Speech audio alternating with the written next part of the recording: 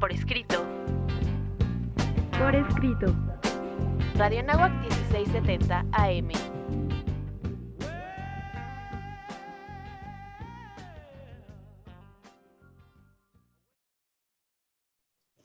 Bienvenidos a un programa más de Por Escrito. El día de hoy nos acompaña. ¿Qué tal? Sean muy bienvenidos al programa 163 de Por Escrito. Mi nombre es Cecilia Durán Mena y seguimos atrapando lectores para nunca dejarlos ir. ¿Cómo están? Me da muchísimo gusto saludarles, siendo el único no gangoso en este programa del día de hoy. Yo soy Raúl Sanz. Un gusto estar con ustedes. Un servidor, Juan Carlos Padilla, nuestras redes sociales, Raúl. Por supuesto que sí, los invitamos como siempre a que nos acompañen a través de todas nuestras redes sociales. Estamos en Facebook, Revista Por Escrito, Twitter, @Por Escrito, Instagram, @Revista Por Escrito. Escúchenos en Spotify, véanos y escúchenos en YouTube también, en todas nuestras multiplataformas. Y recuerde seguirnos también en el 1670 de AM Radio Anáhuac, y salimos todos los miércoles con una nueva emisión en punto de las 9 de la noche a través de Código Libre. Síganos, por favor. A Ceci le gusta estar contando los programas y a Raúl le fascina preguntarle a las estrellas. Vamos a ver cuál es nuestro pretexto literario del día de hoy.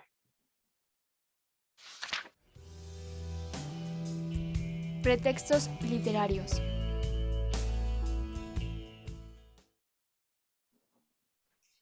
Ya en nuestros pretextos literarios, mi querida Ceci. Oye, antes de abordar el pretexto literario, con independencia de qué día se escuche este programa, hoy estamos grabando en 4 de marzo y es el día en que nacieron todas las flores. Mi querido Raúl, muchas felicidades. Ay, mi querida Ceci, ¿qué te tomas con ese buen comentario? Te lo agradezco muchísimo. Y sí, hoy llegando justamente al 4º piso. Y bendito sea Dios, qué maravilla. Pues bueno, nuestro pretexto del día de hoy es un pretexto padrísimo. Yo creo que es un pretexto que conviene hablar mucho de él, darle difusión, aunque es mucho lo que ignoramos de este tema, pero lo poco que hay es tan maravilloso que conviene y es pertinente darle difusión. El día de hoy vamos a hablar de la literatura maya.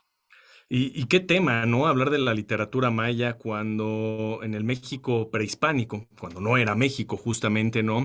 Ha habido muchas culturas, ¿no? Empezando por la olmeca, que data de más de 3000 años, y es la cultura madre. Pero hablar de los mayas es hablar de la contraparte de ese grupo prehispánico al que siempre México hace referencia, que son los aztecas, ¿sí? Los aztecas, los que vivieron más cercanamente el ambiente y el contexto de la conquista. Pero los mayas yo siempre los he visto como esa parte intelectual de la época prehispánica de México, esa cultura que tenía algo distinto. Es más, ¿cuántos no hemos escuchado? Y yo todavía no digo que no, que venían de otro mundo. Porque es increíble cuando uno estudia, analiza en cuanto a la arquitectura, ¿no? de los mayas, la observación que hacían del cosmos, del espacio, y cómo eso repercutía precisamente en estos recintos estructurales maravillosos que tenemos en muchas zonas del México antiguo prehispánico, por supuesto. Pero eran cuates que sabían escribir, que sabían contar, que sabían involucrarse ya una vez colonizados, que sabían meterse al alfabeto nuevo y seguir dejando sus registros, que empezaron con la oralidad y luego llegaron a plasmarlos precisamente en la escritura. Y por eso tenemos literatura maya, hay que decirlo, porque por ahí están las contrapartes. Quien dice que la oralidad no es literatura. Pero hay que llevarlo al siguiente plano. Si esa oralidad, si esos cuentos, si esa transmisión de leyendas y mitos terminas por aterrizarlos en un escrito, pues ahí tenemos la literatura, sin lugar a dudas, ¿no? Entonces es un tema muy interesante y yo creo que muy entrañable para todos los mexicanos. Es muy curioso. A ver, vamos a tratar de ponerlo. Ya mencionabas a los olmecas. Los mayas son esta segunda gran civilización que estuvo en el México prehispánico, a partir de la cual efectivamente se van a desprender no solo los mexicas, sino posiblemente también los incas. Estas comunidades que no alcanzaban a la perfección de los mismos mayas son las que se van a ir trasladando a las diferentes regiones. Por eso llamamos y decimos que son culturas madre. Aunque la olmeca es más antigua que la maya es la que mejor va a representar el tema numérico. Se sabe, al menos es de los rasgos que se tiene, que el sistema vigesimal, la cuenta con los dedos de las manos y dedos de los pies, la primera civilización que la utilizó fue la maya. La maya era muy buena para temas astronómicos y por eso la cuenta de los años y su calendarización. Y lo otro que es muy pertinente es esa obsesión que yo creo que solo los hebreos tienen de estar contando y relatando su genealogía y su historia. Es una obsesión que por supuesto va a permitir conservar, porque no se conserva mucho, cuando llegan los españoles destruyen muchos códices, y hablando específicamente del lenguaje, por la antigüedad que tienen los mayas, es complicada la traducción de los códices, porque los códices son, sí, lenguaje, es pictograma, es un poco como los egipcios. De difícil traducción, y luego como se perdieron muchas cosas, no es tan sencillo tampoco interpretarlos. Pero eso hace también en este misticismo muy interesante poder estudiar esta literatura, que sí es literatura maya. Lo que pasa es que la civilización maya es una civilización muy sabia y nos deja, o sea, con lo poquito que conocemos, que es así como la puntita de un iceberg, podemos ver la grandeza de las mentes de estas personas. Creo que la literatura o lo que hemos conservado como literatura maya empieza primero, como bien dices, Juan Carlos, empieza con estos escritos que empiezan a hablar de la genealogía, pero también empiezan a hablar mucho de su cotidianidad. Por eso podemos saber cómo vivían los mayas, cuáles eran sus costumbres, cuál era su dieta también, cuáles eran las plantas, en fin, mucho de la ciencia que tenían, sobre todo mucha precisión en la medida del tiempo, en la medida del espacio, en la observación de las estrellas, en fin. Pero además también estaba muy relacionado con la cosmogonía que ellos tenían, con su visión religiosa, con cómo se sentían ellos con respecto al mundo, y a partir de eso dejaban no solamente en estos como pergaminos, sino en su propia arquitectura, en los dinteles de sus templos, en sus pirámides, etcétera. En todos lados ellos iban dejando como una huella de aquello que querían decir. Sí, esta parte que hablas, Ceci, de la sabiduría de ellos, es que justamente por eso lo planteé hace rato, ¿no? Para mí eran la cultura intelectual, la cultura también de científicos, hay que decirlo, ¿a partir de qué? De algo simple, de la observación diaria, cotidiana, y por el otro lado, pues, y lo que ya hablábamos ahorita, de estar dejando estos registros desde su día a día, pero la parte espiritual también, la parte social, la parte del cosmos, etcétera, etcétera, me parece que es algo muy obvio, si lo aterrizamos también a nosotros mismos como seres humanos en una cultura vigente. ¿Qué es lo que queremos al final del día como humanidad? Dejar registro de que estuvimos aquí, ser trascendentes, ¿no? Y creo que los mayas esto lo hicieron perfectamente bien. A partir de lo que veían, querían hacer esos registros, y primero con sus códices, primero con sus pinturas o lo que ya hayan mencionado también, pero también lo que yo mencionaba hace rato. Una vez que llegan los españoles a nuestro país, dicen, la única manera de seguir dejando esos registros, esa trascendencia, pues es aprendiendo también ese alfabeto nuevo para seguir escribiendo de esa manera. Entonces, me parece que es una cultura sumamente interesante en el sentido de la trascendencia. Algunos paralelismos que podemos trazar con Mesopotamia, por un lado, es toda la parte como del códice y la piedra. Por otro lado, con los egipcios, el tema del estudio de los cielos. Claro que los egipcios desarrollaron el sol como medida, y los mayas lo hacían a partir de las estrellas. Hay otro paralelismo muy interesante con los griegos, aunque esto viene un poco después, pero pues en continentes diferentes sería muy difícil que hubiera ahí una conexión lírica, épica y dramática. El teatro, la poesía lírica y la épica la desarrollaron las dos culturas, que parece que no tuvieron nada que ver una con la otra. Me parece asombroso y muy interesante en ese sentido hacer y entablar estos paralelismos. Y aunque podamos extenderlo un poquito después, también me gustaría hacer el paralelismo con los mexicas, que son posteriores.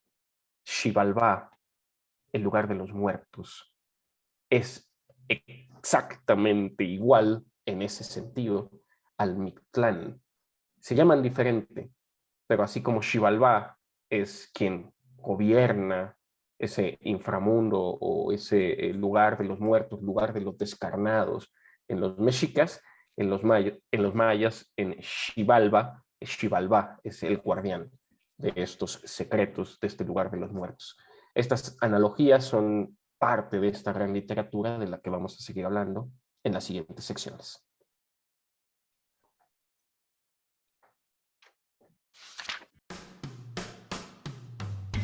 Autor desconocido.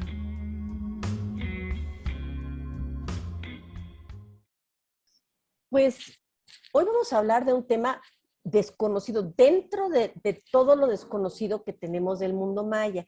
Y vamos a hablar de algo que es sumamente misterioso, que es la tumba de Pacal, el tesoro de Palenque. Bueno, hasta el día de hoy es considerada como uno de los tesoros más importantes del periodo clásico de esta bella y también muy enigmática civilización. Fíjense que la tumba de Pacal nos presenta una escena que causó revuelo pocos años de haber sido descubierto. Es que es un lugar verdaderamente maravilloso.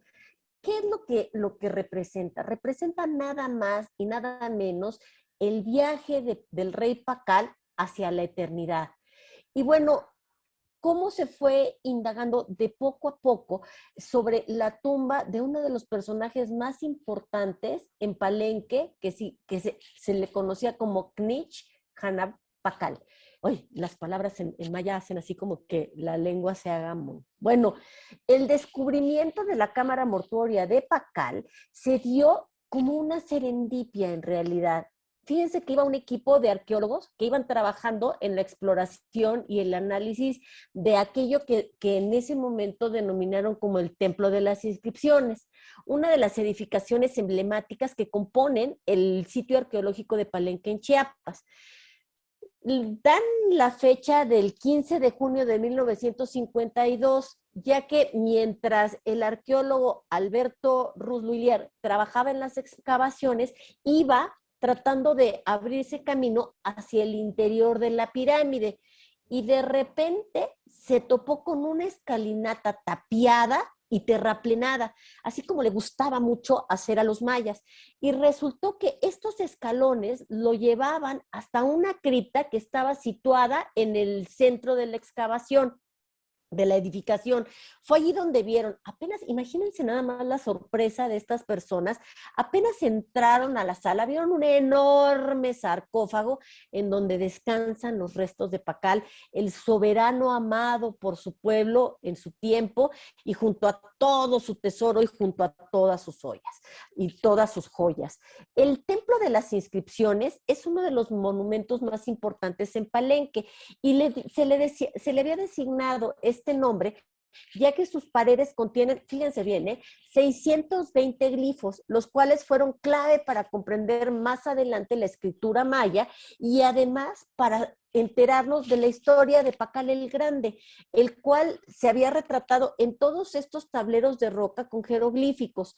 Eran como... en este templo, la tipología arquitectónica era una pirámide escalonada y fue ahí donde se decidió erigir la cámara especial en las entrañas del propio edificio para otorgar un lugar de descanso al cuerpo físico del amadísimo Pacal, mientras su espíritu, reencarnado en el dios maíz, ascendía al plano celestial.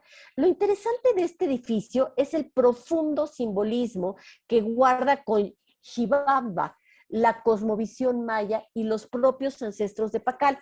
Según la historiadora Mercedes de la Garza, la edificación simboliza el inframundo, al cual los muertos descendían, y en pocas palabras es el templo de la imagen arquitectónica del mundo subterráneo, del mundo transnatural. ¿Quién fue Pacal? Fue uno de los gobernantes más relevantes en lo que se refiere a la historia local del señorío de Palenque. Rigió más o menos entre los años 615 y 683 después de Cristo, y por supuesto que corresponde a lo que los arqueólogos han denominado como el periodo clásico tardío maya. En la lápida de Pacal además que era una lápida muy pesada de 7 toneladas que cubría los restos de este gran gobernante. Vemos a Pakal en el centro del universo, fíjense qué interesante, en posición fetal, emergiendo de las fauces esqueléticas del monstruo de la Tierra y simbolizando así el ascenso de Pakal el Grande del inframundo.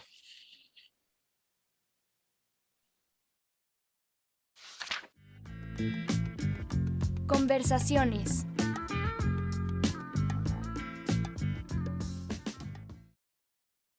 Hemos llegado ya a nuestras conversaciones. ¿Por dónde empezamos? Nos vamos al Xibalbá, hablamos del Chilam Balam. ¿Por dónde quieres Hablemos del comenzar? Chilam Balam. Fíjate que a mí el Chilam Balam siempre me ha parecido como que uno de los libros más relevantes porque es la memoria maya. Y me gusta mucho porque es este esfuerzo que se hizo ya con escritura en el alfabeto castellano que ellos estaban aprendiendo y nos dejaron esta herencia, porque ¿de qué trata el Chilam Balam?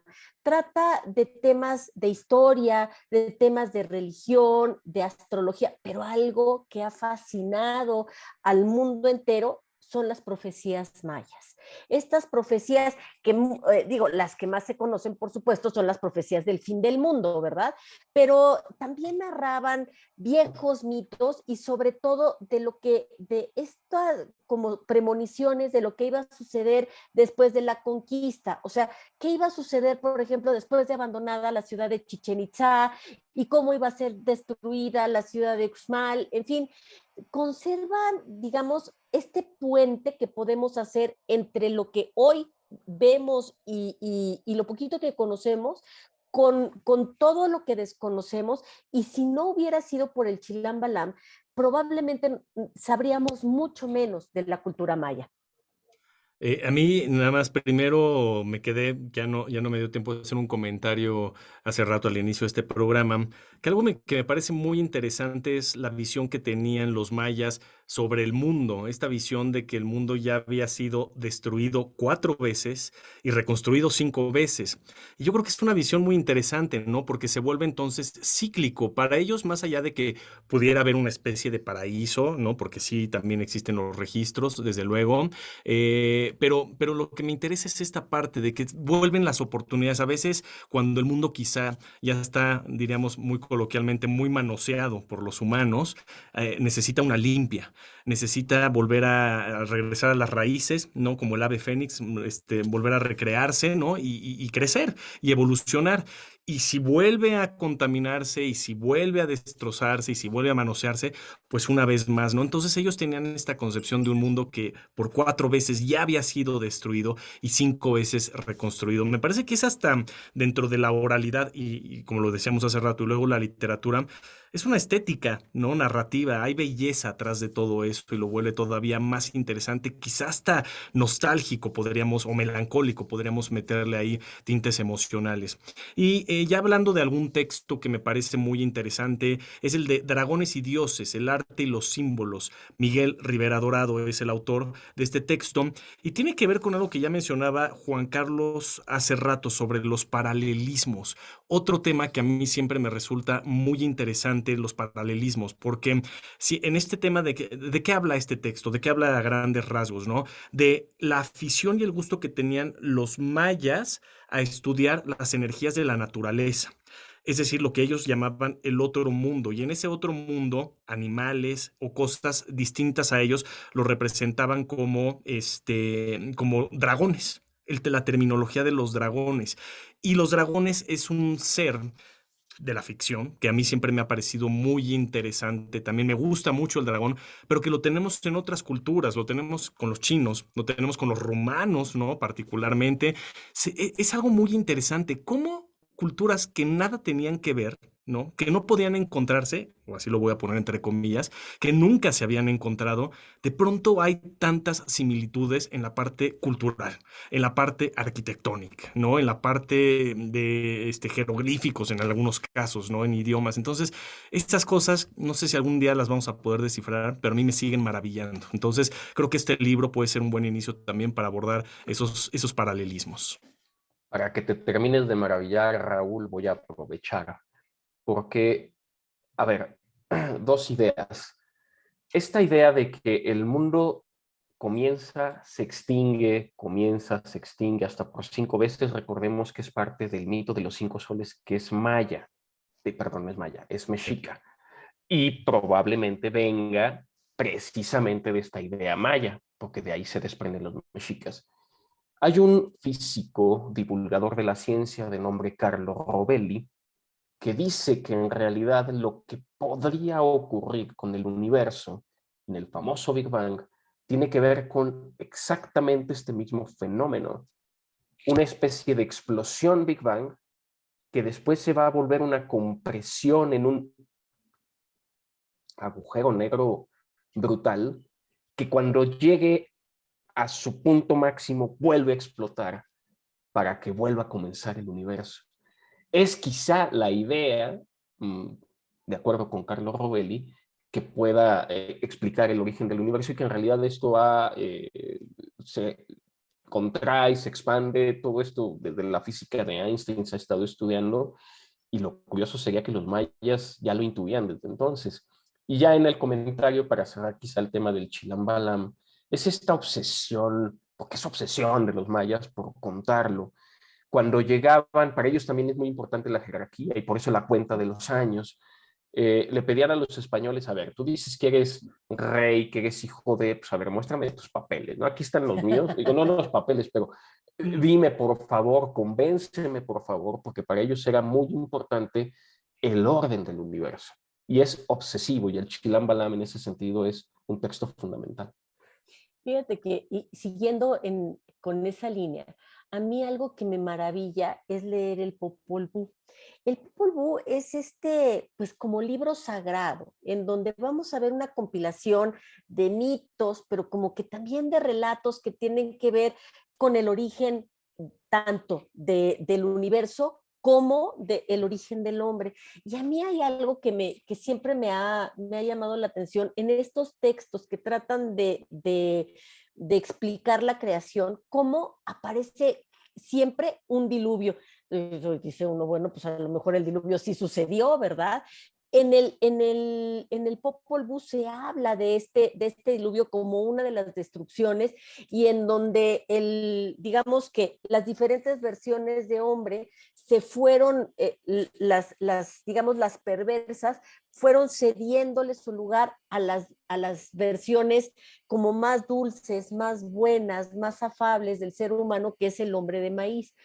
Realmente nos habla también de esta jerarquía social que tenían y quiénes eran los que se podían dedicar a los temas religiosos, quién se podía dedicar a la astrología, porque no cualquiera, era un privilegio, pero también cuáles eran los comportamientos, las costumbres. Y entonces este libro, que se divide en 2 apartados, que es la creación del universo y luego la creación del hombre, considera, o sea, yo creo que es uno de los textos más conocidos y que, bueno, a todos nos lo han dejado leer en algún momento. A mí me gusta mucho retomarlo cuando doy la clase de narrativa, porque sí me parece muy importante que nos detengamos a ver cuál era la cosmogonía de esta civilización tan inteligente. Es que yo insisto, es de nuevo los paralelismos que podemos encontrar. ¿Qué tienen los mayas particularmente? Que había tanto conocimiento de cosas a futuro, ¿no? Estas profecías de las que ya hacían mención, pero además estas similitudes, por ejemplo, lo del diluvio que ya comentabas, la explosión hace rato del Big Bang que mencionaba Juan Carlos también. Vaya, al final termina por entrelazarse a la parte más natural del ser humano, ¿no? Que es cuestionarse. Preguntarse continuamente qué hay más allá, de dónde venimos, hacia dónde vamos, por qué estamos aquí, ¿no? Cuestiones, pues, que son más para Juan Carlos, muy filosóficas, pero que al final del día yo creo que todos justamente tenemos esos cuestionamientos y los mayas trataban de resolverlo. Lo del diluvio es un tema que pues, lo platicamos ya alguna vez aquí en este programa de radio. sumamente interesante, ¿no? Y quizá, si no es por un diluvio, al final del día, ¿qué es lo que se avecina para la humanidad también en nuestra época más reciente y futura?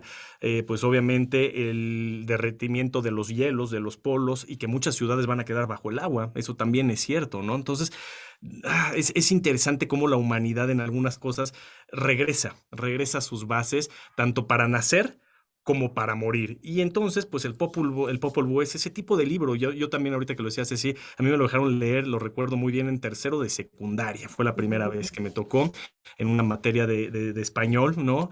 Y creo que no es un libro para esa edad, ¿no? Para leerlo en esa edad. Hay muchas cosas que no van a ser comprensibles. Creo que es un libro para leerlo posteriormente a esa etapa de tu vida y saborearlo y disfrutarlo, ¿no? Pero de nuevo, termino mi comentario como lo inicié, con esos paralelismos. Habla de la creación en una primera parte.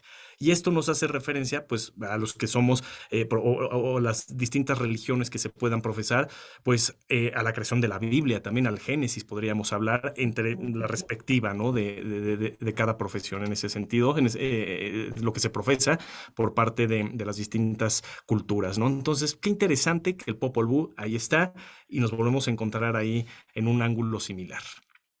Supongo que se les hace buena idea dejar el Popol Vuh a corta edad porque despierta la imaginación. Me parece que va por ahí. No sé qué tan bien se logre. Eh, claro que hay lecturas diferentes porque muchas veces se hacen estas ediciones para niños con este tipo de textos. Y justo cuando en el guión me encontré con este libro que se llama El misterio de los mayas, de la colección de Elige tu propia aventura, me fui a mi biblioteca infantil y juvenil para ver si lo tenía, porque recordaba que tenía uno que tenía unos monolitos y no sé qué. Y no, no es este libro, desgraciadamente es uno que tiene que ver con unas culturas más bien en el norte de Estados Unidos, pero me gusta y pensando, claro, ¿por qué lo dejan a corta edad? Pues porque despierta esta fantasía y la curiosidad para tratar de aprender de estas civilizaciones antiguas. Entonces, recordar que existen estos libros de Elige tu propia aventura, conoce los misterios que puedan estar ocultos en estas civilizaciones por medio de decisiones que tú vas tomando en el libro.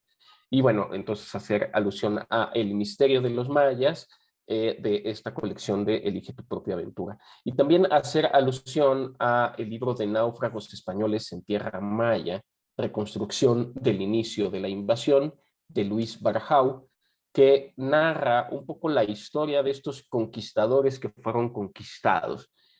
Es una idea muy interesante porque sabemos que fue Jerónimo de Aguilar el primero que tuvo contacto con las culturas mayas a la llegada de los españoles, 1511, para informar después a Hernán Cortés cuando llegara con la conquista ya a imponerse.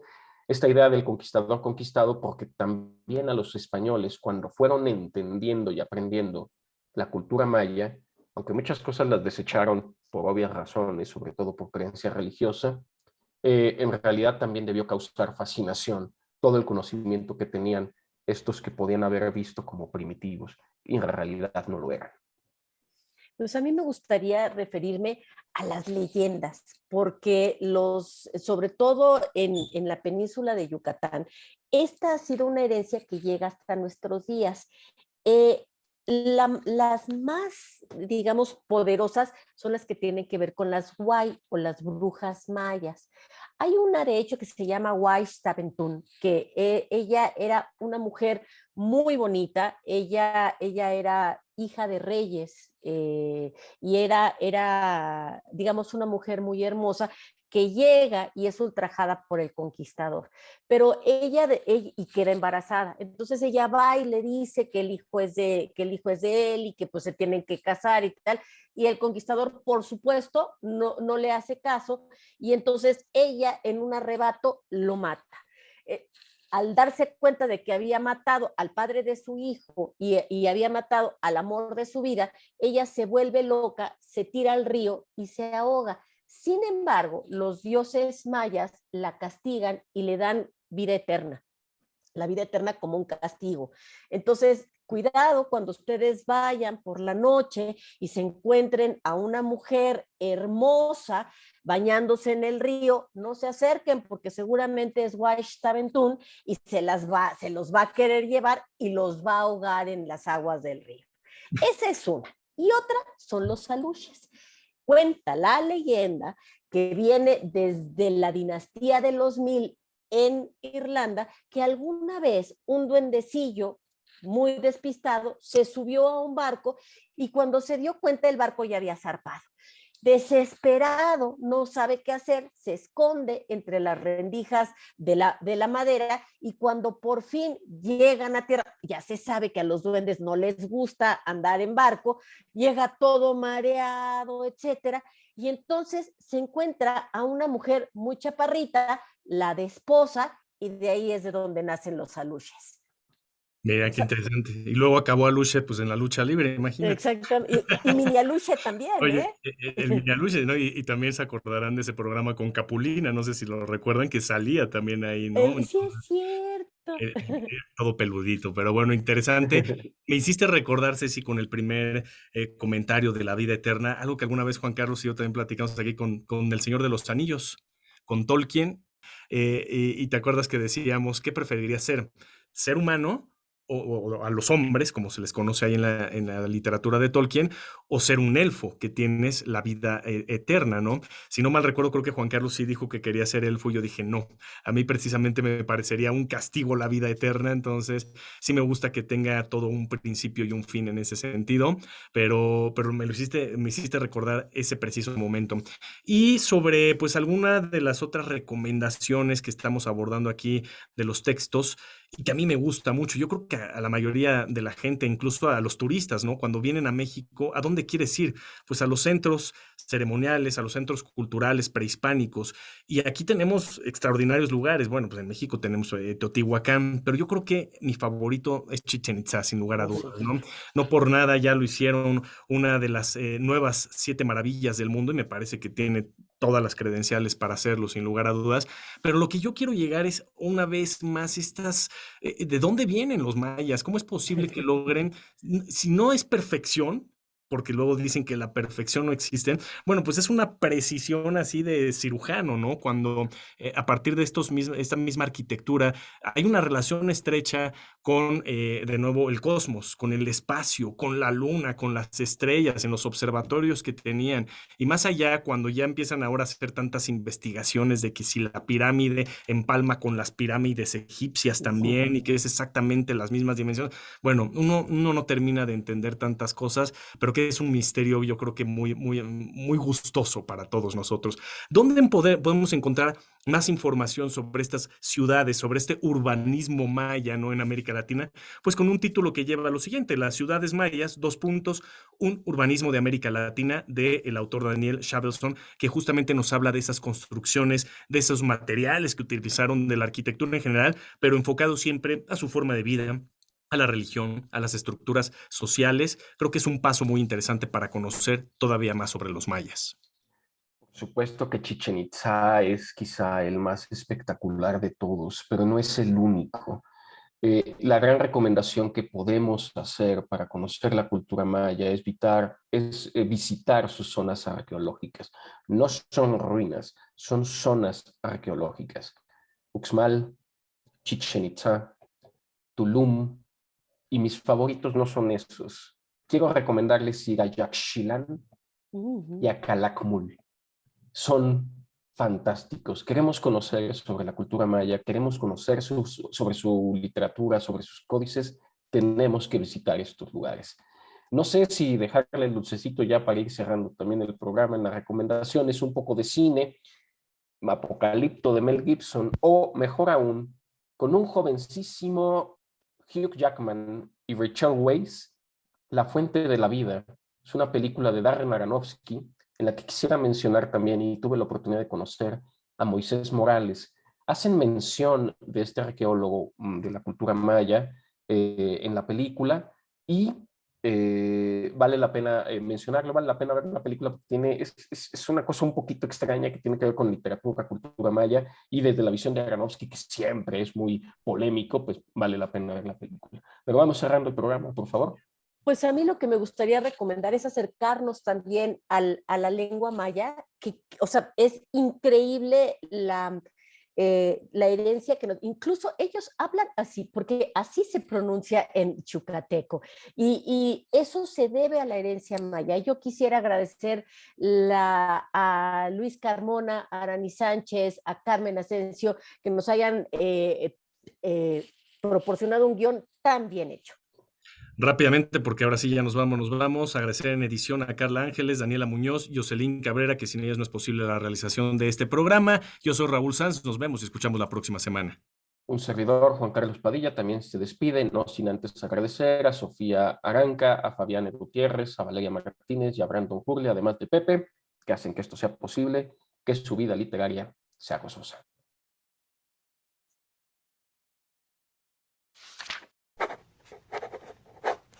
Ultimátum. Este es el relato de cómo todo estaba en suspenso, todo estaba en calma y en silencio, todo estaba inmóvil, todo tranquilo y vacía la inmensidad de los cielos. Desconocido Popol Vuh.